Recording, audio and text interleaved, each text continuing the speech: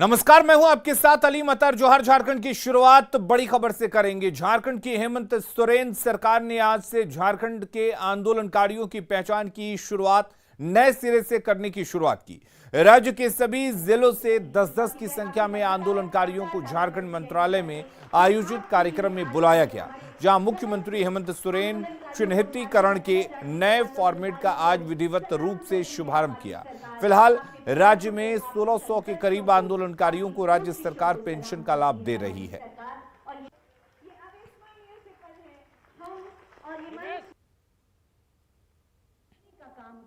वो तमाम लोग यहाँ पर उपस्थित हैं और उनके सम्मान के कहते हैं जब जोरदार तालियों की स्वागत और अभिनंदन करना चाहती हूँ। अभी हम लोगों ने नए संशोधन किए हैं, नए सरकार ने निर्णय लिया है हमारे मंत्री परिषद में। जो पहले पेंशन मिलता था वो पेंशन में भी बढ़ोतरी करने का, जो कम से कम 3 माह जेल में रहा हो उसको 3,500 रुपया प्रति माह देने का निर्णय लिया गया है। जो 3 माह से 6 माह तक के बीच रहा है उसको 5,000 रुपये देने का निर्णय हम लोगों ने लिया है, और जो 6 माह से अधिक रहेगा उसको 7,000 रुपये देने का हम लोगों ने निर्णय लिया है। और साथ साथ में आंदोलनकारियों को और उनके आश्रितों को, उनके बच्चों को सरकारी नौकरी में भी सुविधा देने का प्रावधान हम लोगों ने रखा है। झारखंड हाईकोर्ट ने आज माइनिंग लीज और शेल कंपनियों में निवेश से जुड़े मामले में मेंटेनेबिलिटी पर बड़ा फैसला सुनाया है। कोर्ट ने इन दोनों याचिका को सुनने योग्य बताते हुए इसे मेंटेनेबल बताया है। अब 10 जून को माइनिंग लीज और शेल कंपनियों में निवेश मामले के साथ मनरेगा से जुड़ी याचिका पर मेरिट पर सुनवाई होगी। आज सुनवाई के दौरान कोर्ट ने राज्य सरकार की ओर से दी गई दलीलों को खारिज कर दिया। दोनों याचिकाओं को मेंटेनेबल बताया गया। हालांकि इस बीच राज्य सरकार की ओर से इन दोनों मामलों को सुप्रीम कोर्ट में चुनौती देने का विकल्प खुला रहेगा। याचिकाकर्ता के वकील राजीव कुमार ने बताया कि 10 जून को होने वाली सुनवाई काफी अहम होगी और वे हाईकोर्ट से मांग करेंगे कि इस पूरे मामले की जांच सीबीआई से कराई जाए। हमारे हिसाब से पहला स्टेप हम लोगों ने पार कर लिया बड़ा सक्सेसफुली, और इसमें माननीय न्यायालय ने आज जो है हमारे फेवर में ऑर्डर आया है कि मेंटेनेबल है ये पिटिशन, यानी जो पहला और दूसरा पिटिशन है जिसमें शेल कंपनियों के द्वारा जो घोटाले हुए हैं यहाँ पे वो, और सीएम का जो माइनिंग लीज है, ये दोनों जो है वो सुनवाई योग्य है, ऐसा माननीय न्यायालय ने प्रोनाउंस किया है ऑर्डर वर्बली। और माननीय न्यायालय का कहना है कि 70 to 80 पेजेस का बहुत लेंथी जजमेंट्स है, तो ये जजमेंट जो है 1-2 दिन के अंदर आ जाएगा सबके लिए और अपलोड हो जाएगा। लेकिन जहाँ तक मेरिट की बात है, अब मेरिट पे सुनवाई के लिए आज माननीय न्यायालय ने सबको कहा, एडवोकेट जनरल को भी कहा कि आप मेरिट पे सुनवाई शुरू कर दीजिए, सुनाइए अपना। तो उन्होंने ये कहा कि नहीं, हमको समय चाहिए काफ़ी लंबा। हम लोगों ने अपोज किया कि चूंकि एविडेंसेस है उसको डिस्ट्रॉय हो जाएगा, तो माननीय न्यायालय ने कहा कि ठीक है, इसको हम लोग सुनेंगे लेकिन इतना हम समय नहीं देंगे। इसको ट्यूसडे को ही शुरू में सुनवाई के लिए माननीय न्यायालय फिक्स कर रही थी, लेकिन इसको 10 तारीख को रखा गया है। अब ये फिजिकल मोड में कोर्ट में ही सुनवाई इसकी होगी। सीनियर आईएएस पूजा सिंघल प्रकरण में ईडी की जांच लगातार जारी है। 7 जिलों के डीएमओ से ईडी ऑफिस में आज पूछताछ हो रही है। सभी जिला खनन पदाधिकारियों से अवैध खनन परिवहन मामले में जब्त दस्तावेजों के आधार पर ईडी के अधिकारी सवाल पूछ रहे हैं। इस मामले में कई अहम खुलासा होने की उम्मीद जताई जा रही है। ईडी ने पिछले दिनों इन जिलों में अवैध परिवहन और खनन मामले में जानकारी हासिल की थी। इनसे पूछा गया था कि वे कितने दिनों से जिले में तैनात हैं और अवैध खनन के खिलाफ क्या कार्रवाई की है। इससे पहले भी इन डीएमओ से ईडी ने पूछताछ की थी, जिसमें चतरा, चाईबासा, खूंटी और सरायकेला के डीएमओ भी शामिल हैं। मनरेगा घोटाले से शुरू हुई ईडी की जांच इन दिनों काफी आगे बढ़ चुकी है। अब ये पूरा मामला खनन तक भी जा पहुंचा है और इसे लेकर डीएमओ से भी लगातार पूछताछ की जा रही है। आपको बताना चाहेंगे कि ईडी की पूछताछ में कई अहम खुलासे हुए हैं, जिस वजह से आज अगर बात की जाए तो आज का दिन ईडी कार्यालय में काफ़ी गहमा गहमी वाला दिन है।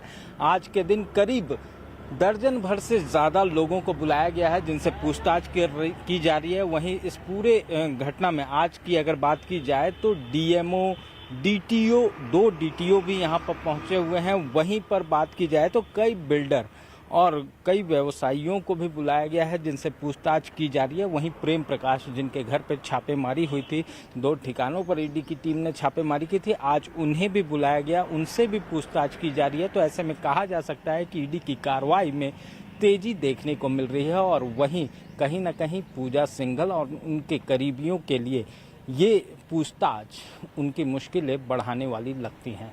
कैमरामैन संजीव तिवारी के साथ ओम प्रकाश, न्यूज़ 18 रांची।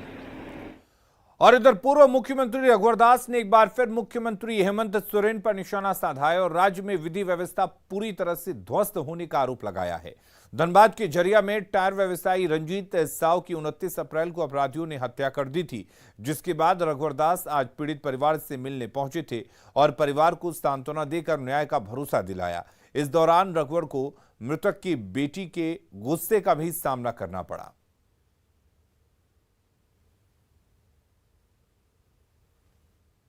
आज भी 2.5 साल से झारखंड शर्मसार हो रहा है, चाहे ध्वस्त कानून व्यवस्था की स्थिति को लेकर हो या फिर प्राकृतिक संसाधन की लूट को लेकर हो। जल जंगल जमीन की बात करने वाला झारखंड मुक्ति मोर्चा का ये अबुआ राज की बात करने वाला बबुआ मुख्यमंत्री के राज में आज जल जंगल जमीन का कनकन आज माफिया और बिचौलियों के नियंत्रण में।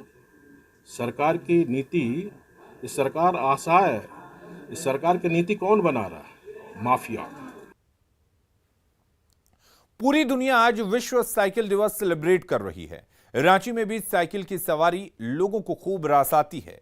हमारी साइकिल रिपोर्टर ने रांची की सड़कों पर साइकिलिंग करते हुए लोगों से जाना कि साइकिल की सवारी का राज। रिपोर्ट देखिए।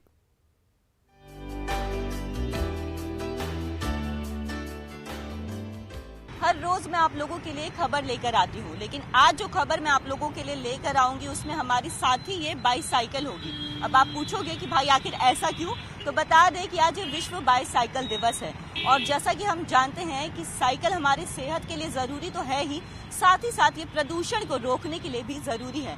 तो आज के दिन आखिर हम जानेंगे कि रांची वाले कितने साइकिल प्रेमी हैं और कितनी साइकिल की सवारी के शौकीन हैं।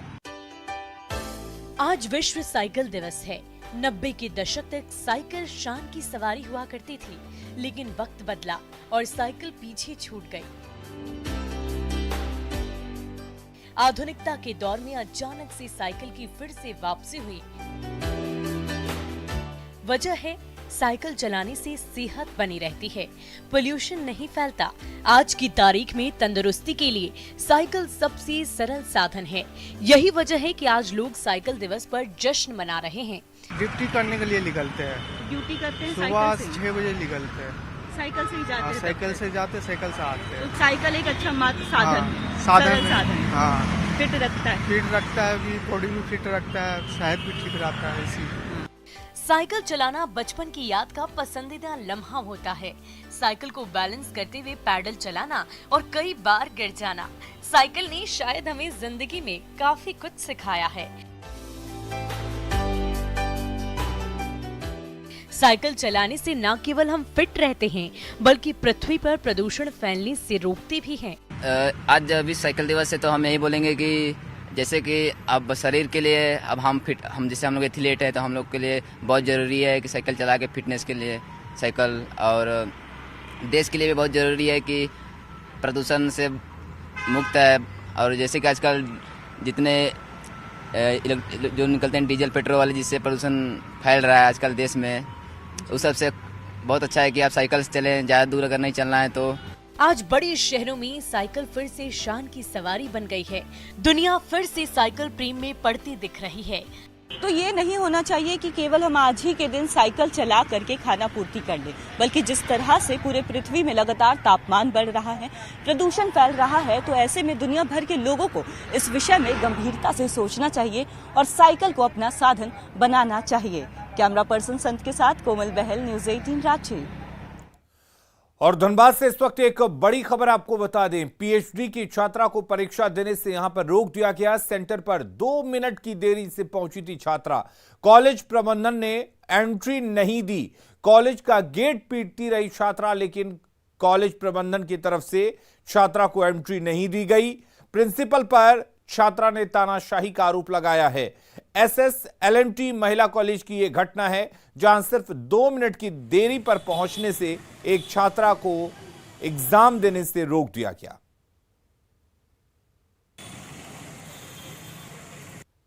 पीएचडी का एग्जाम देने के लिए जिसका हम लोग 3 साल से वेट किए हैं। अगर 2 मिनट स्टूडेंट लेट है तो ये तो आप कहीं का रूल नहीं है कि आप उसको एग्जाम नहीं देने देंगे। हमने और भी एग्जाम दिए, ये हमारा आखिरी एग्जाम नहीं है कल, और उन्होंने बहुत ही, हम लोग 10 मिनट तक उनका हाथ जोड़ के रिक्वेस्ट किए। देवघर में लगातार बढ़ते क्राइम पर नियंत्रण और जनता की शिकायतों के निपटारे के लिए जिला पुलिस ने एक नई पहल की है। सभी थानों में पुलिस हेल्प सेल का गठन किया गया है, जिसकी मॉनिटरिंग खुद देवघर एसपी करेंगे। अगर आप थाने में एफआईआर या शिकायत करने जाते हैं तो आपको थाने के द्वारा एक कंप्यूटराइज्ड रसीद दी जाएगी और 7 दिन के अंदर आपकी समस्या का समाधान कर दिया जाएगा। इसकी मॉनिटरिंग खुद देवघर एसपी करेंगे। सुविधा ये है कि थाने में कोई भी आदमी आता है उसको कंप्यूटरीकृत पावती पत्र दिया जाता है, और जैसे ही वो अपलोड होता है कंप्यूटर में, वो एसपी ऑफिस में दिखने लगता है। उसका फ़ोन नंबर भी एसपी ऑफिस में दिखने लगता है। तो व्यवस्था हम लोगों ने ये की है कि 7 दिन के बाद प्रत्येक आवेदक को फ़ोन जाएगा एसपी ऑफिस से, जहाँ पे उनसे कुछ सवाल पूछे जाएंगे। उसमें 2 सवाल महत्वपूर्ण रहेंगे। पहला ये थाने में आवेदक के साथ व्यवहार, दूसरा उसके द्वारा की गई शिकायत पर थाने के द्वारा की गई कार्रवाई के संबंध में उनकी प्रतिक्रिया। दुमका के सूरजडीह पंचायत के पहाड़िया टोला में आदिवासी समाज के 40 परिवार रहते हैं, लेकिन सभी ग्रामीण पेयजल को लेकर परेशान हैं। गांव में बने स्कूल में चापाकल भी नहीं है। गांव में सोलर जल मीनार तो जरूर लगा था, लेकिन वो 1 साल में ही खराब हो गया। ऐसे में ग्रामीणों को पेयजल को लेकर काफी परेशानी हो रही है। महिलाएं 1.5 किलोमीटर दूर से कुएं से पानी लेकर आती हैं, तो किसी तरह से काम चलता है। ग्रामीणों ने सोलर जल मीनार को ठीक करने और चापाकल लगाने को लेकर अधिकारियों के साथ ही जनप्रतिनिधियों तक से गुहार लगाई, लेकिन उनकी समस्या जस की तस बनी हुई है।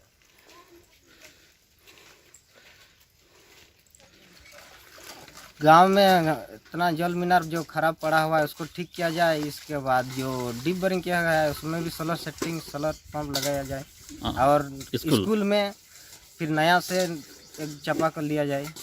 मैंने बनाने का तो बोला कि बनाएंगे, लेकिन अब तक तो कोई बनाने का अभी तक आया नहीं। ऐसे देख करके चला जाता है मिस्त्री भी, उसमें कुछ अभी तक नहीं कर पाए। देवघर एयरपोर्ट का काम अब अंतिम चरण में है। ऐसे में यहां से जुलाई महीने के पहले सप्ताह में उड़ान की संभावना जताई जा रही है। वहीं देवघर एयरपोर्ट का अप्रोच सड़क का काम अटका हुआ था, जिसे लेकर जिला प्रशासन ने कवायद शुरू कर दी है। अप्रोच रोड का काम लगातार जारी है और खुद डीसी इसकी मॉनिटरिंग भी कर रहे हैं, ताकि उड़ान सेवा जल्द शुरू किया जा सके।